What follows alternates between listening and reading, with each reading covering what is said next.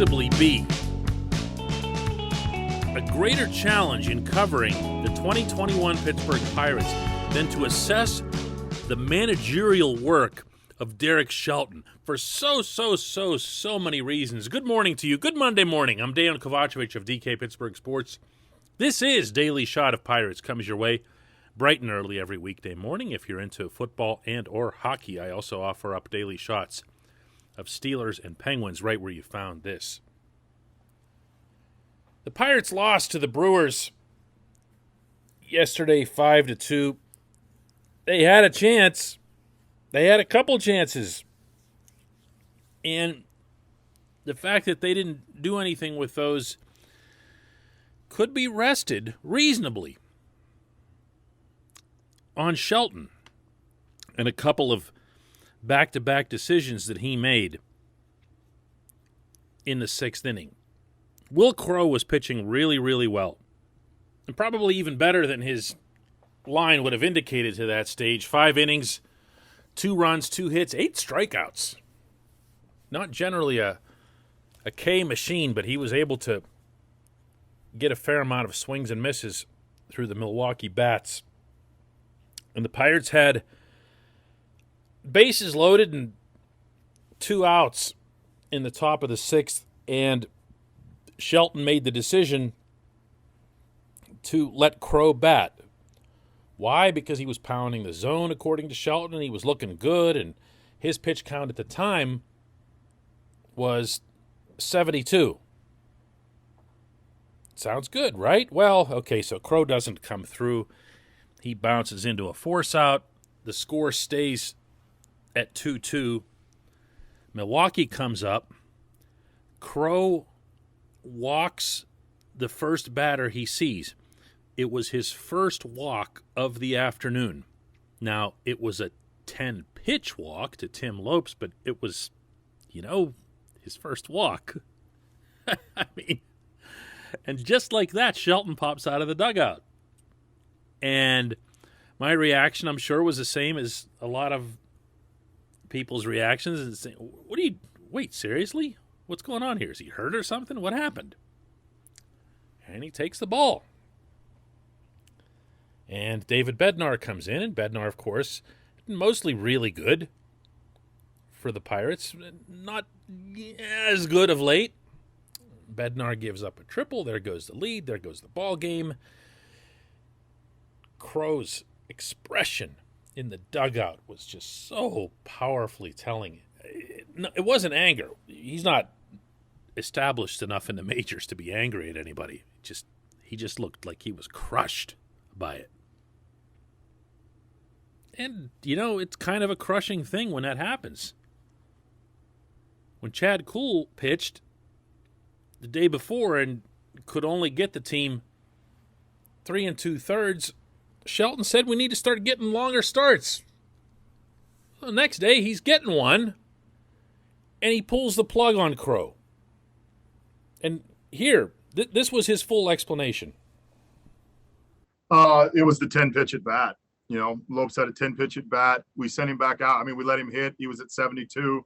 He was pounding the zone. But the fact that at bat got that extended, and then all of a sudden, we have the tying run on. So we went to Bednar. If he gets him more efficiently, then he probably gets another hitter. But he did a nice job. I mean, first inning, I thought his tempo was off a little bit, and then he really locked it in and was extremely efficient, commanded the zone, slider was good. It was just that with the length of that at bat. Couple of key takeaways from that. The first one is that there's no mention whatsoever of Crowe repeatedly shaking off Stallings. He hadn't done that through the whole game, but he started doing it through that at bat. That's a red flag for a pitching coach. And I can promise you that Oscar Marine was in Shelton's ear over that, because something was up. I'm not suggesting he was hurt. I'm suggesting that he all of a sudden lacked confidence in a certain pitch. So take that one however you want. Another thing that Shelton didn't bring up, although he did make at least a fleeting reference to it, was whether or not Crowe was operating with some sort of hard pitch limit. Now, that'd be a strange thing in June. And at the same time, if you were listening carefully there, Shelton said that if the walk hadn't involved so many pitches, that he, quote, might have gotten another batter, end quote. Well, that would have only put him at around, the same 82 pitches where he ended up. In which case, why would you let him hit? Shelton also didn't get into what his bench options were. And this is where we start getting real interesting here. See, what I'm doing here for you is I'm trying to lay out multiple scenarios that would have led to all of this playing out the way it did that go a little bit past Shelton's some kind of idiot or whatever. I have got to presume something else influenced this call.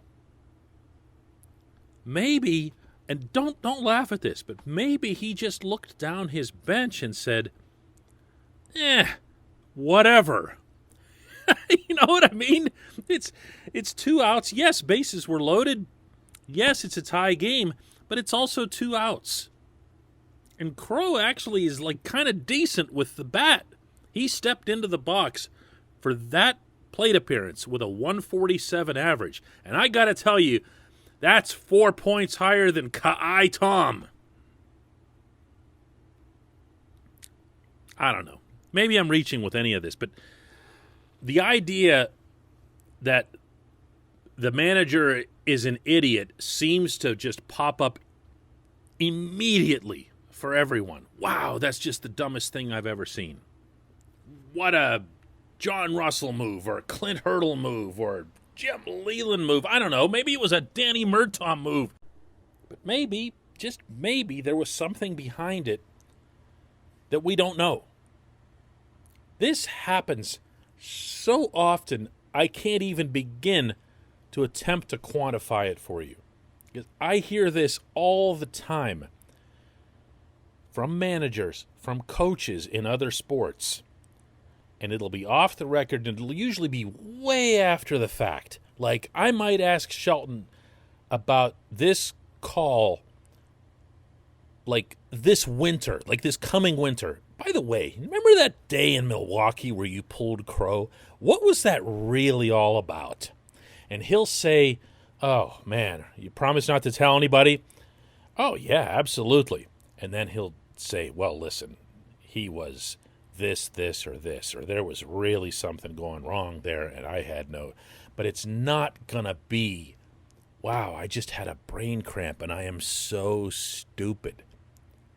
Because most of what I just detailed here for you is not the kind of thing that the manager has anything to gain from making public. He's going to take it on himself. A good manager will do that. Now, you can choose to believe that he's a dummy. I'm going to choose to believe what I actually know, which is that he's not. But you know what? When I do bring it up this winter, I'm going to ask for his kind permission to share with you what really, really happened with Crow in Milwaukee. When we come back, just one question.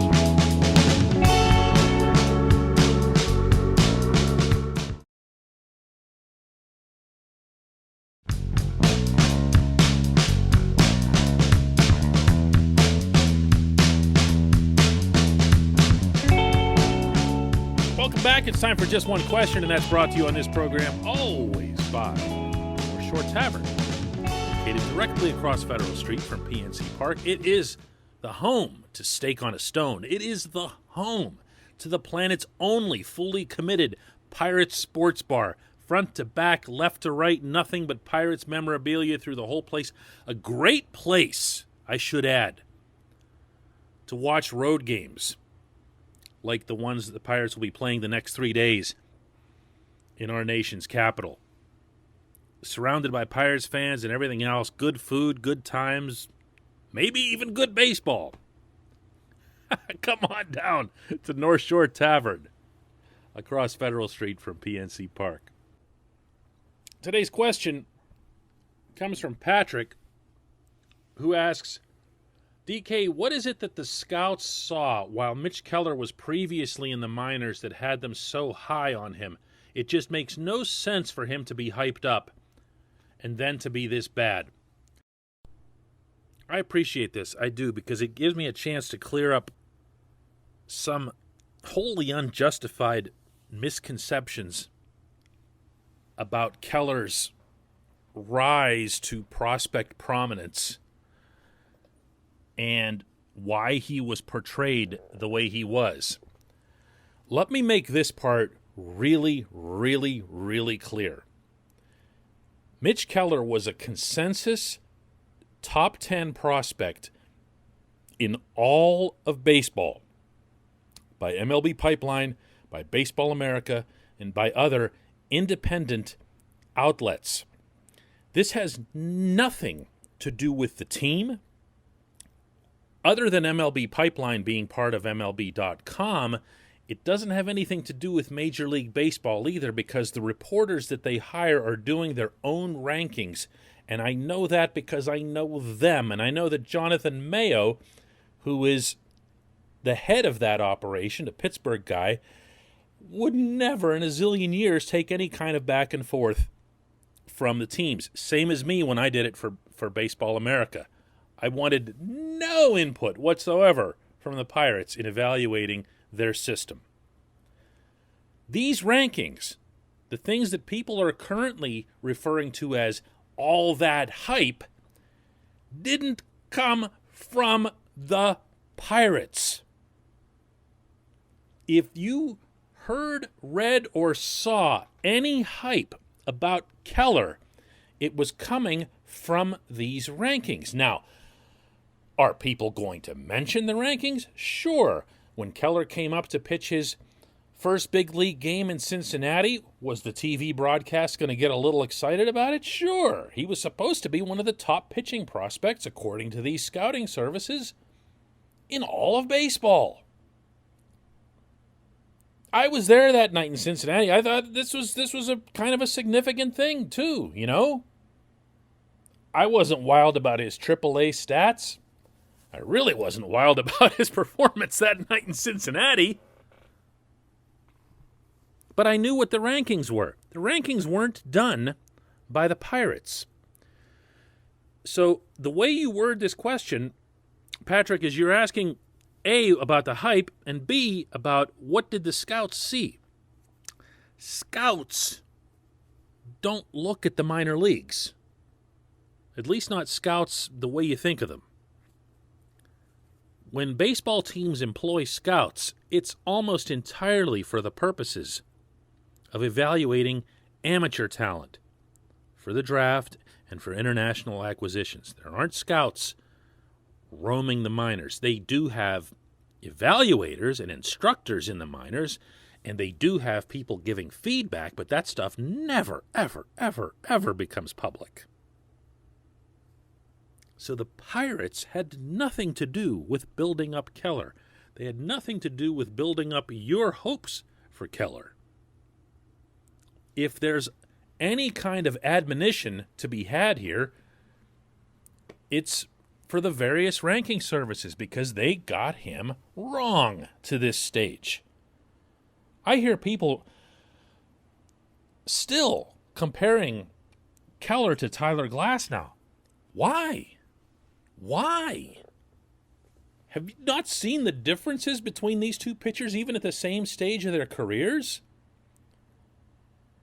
Keller was throwing 94, 95 even just now, and Glasnow was hitting 98, 99 for a long, long time. Glasnow's got stuff that's not anywhere close to what Keller's got. Glasnow had numbers in AAA that blew away Keller's numbers in AAA. They're not the same pitcher. They don't have the same potential. They never did. Why did Keller rise like that in the rankings? I have no idea. But this idea that, oh no, they've blown another one and now they're going to trade him somewhere and he's going to go become good somewhere else. I haven't seen it. At least with Glasnow, when he came up, you might remember this. He'd walk a million guys, but you saw the stuff. You know, we weren't stupid. We saw what we saw. Everyone knew what he could do. Does anyone really have that sense when they watch Keller? Do you ever watch and go, man, this guy, if only he could just put it together? No. You're just watching him survive from batter to batter. You're watching him nibble at the strike zone and purposely not throw strikes because he's afraid they're going to hit the ball. There's no similarities between him and Glasnow. Glasnow was just wild. And he was wild for a while. And Ray Searage tried to fix that in a way that didn't work. Ray Searage tried to fix that by saying, listen, just pound it in the zone and let them hit it. Well, that, of course, ended up being the thing that's going to be on, Ray's pitching coach epitaph forever. The whole contact element. But this kid, this isn't the same thing at all. At all. Anyway, glad I had a chance to clear that up. Really glad that you asked the question. Glad that you listened to the show. Glad everybody listens to Daily Shot of Pirates. And we will do another one of these tomorrow. Hey, everybody. Thanks for listening. Please subscribe to our DK Pittsburgh Sports channel. And don't forget to hit the bell to get notified every time we post a new video or podcast.